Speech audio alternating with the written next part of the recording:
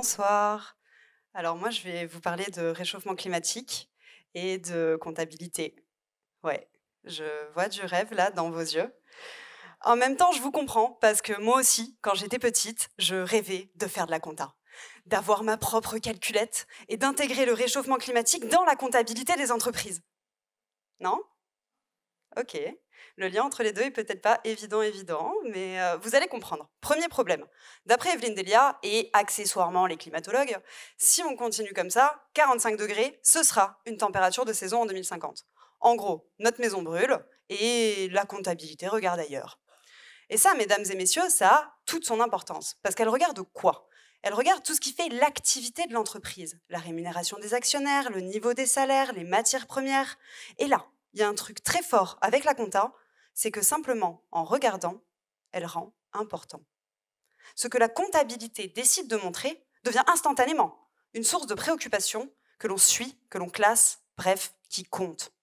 En énonçant bénéfice ou déficit, elle se retrouve alors derrière toutes les décisions stratégiques. Mais, oui, bien, mais, globalement, la compta, elle s'intéresse vraiment qu'à une chose, le fric. Et là, on a un deuxième problème. Agir pour le climat, ça coûte de l'argent, ou ça nécessite de renoncer à faire de l'argent. En bref, on est foutu. À moins que. Il existe une méthode qui cherche à intégrer dans la comptabilité les enjeux environnementaux pour qu'ils deviennent à leur tour une source de préoccupation que l'on suit, que l'on classe et qui compte. C'est la comptabilité CARE. Et c'est cette méthode que j'utilise dans le cadre de ma thèse. Et pour ça, la première chose à faire, c'est trouver des entreprises pour expérimenter. Et vous l'avez compris, hein, c'était pas gagné.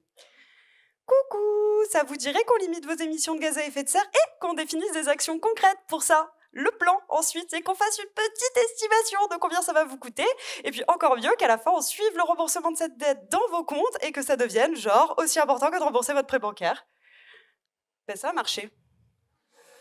Et ça m'a permis d'affiner la méthodologie. À travers le regard de la comptabilité, j'ai pu tirer les fils de la construction des politiques climat et de leurs répercussions sur les entreprises. Bon, et parfois aussi de constater que les fils que je tentais de tirer n'étaient reliés à rien du tout. Ma thèse devrait leur permettre d'inclure le climat dans les décisions stratégiques, mais aussi de faire des recommandations sur la base de la comptabilité CARE afin d'élaborer une vraie fiscale du climat, conditionner les subventions, adapter le droit des sociétés, revoir le partage des bénéfices. En somme, redéfinir la place de l'entreprise dans les politiques climat.